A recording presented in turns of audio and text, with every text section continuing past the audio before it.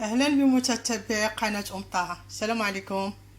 اليوم ان شاء الله غندير واحد الاكله بسباغيتي اللي هي عشيشات بالكفته والفرomاج.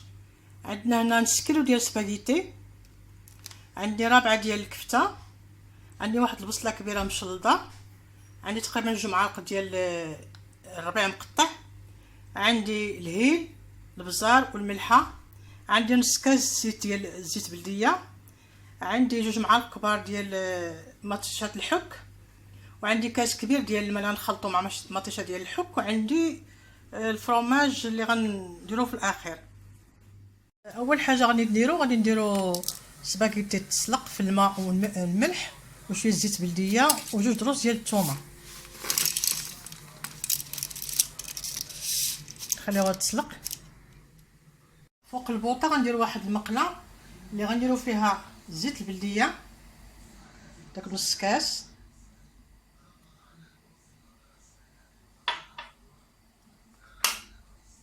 والبصله، ونخليهم حتى يتشحروا مزيان حتى تنزل البصله. البصله ها هي نزلات، غادي نزيدو عليها الكفته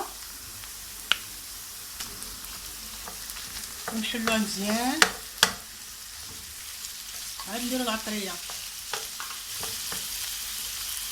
الكفته ها هي طابت، غادي نزيدو دابا العطريه ونحركو مزيان ونزيدو الربيع اللي عندنا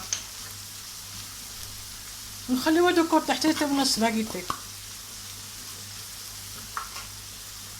السباغيتي هو طاب، صفيتو، المطيشه ديال الحك خلطتها مع الماء، الكفته ها هي موجوده، ها البلا فاش غنديرو فرomاج هو حكيتو، كنحط كلشي هدايا عاد كنبدا.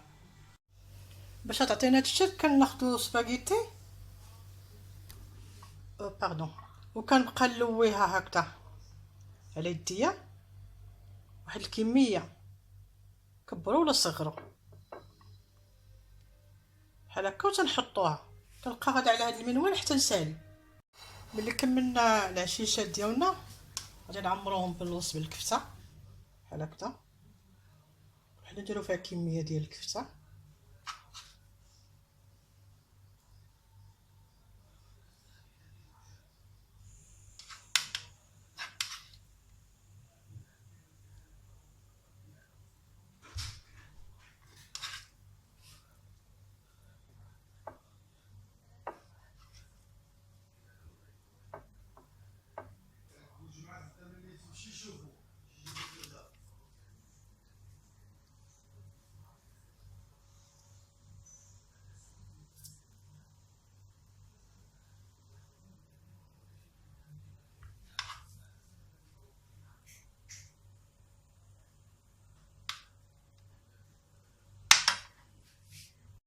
دابا كملنا عمرناهم كلهم، غادي نخويو من هاد لاصوص ديال المطيشات الحك اللي خلطناها مع الماء، نسقيوها هكا كلها وندخلوها للفران.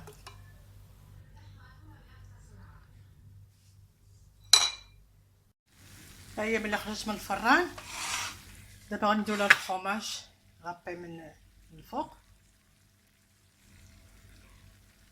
باش يذوب.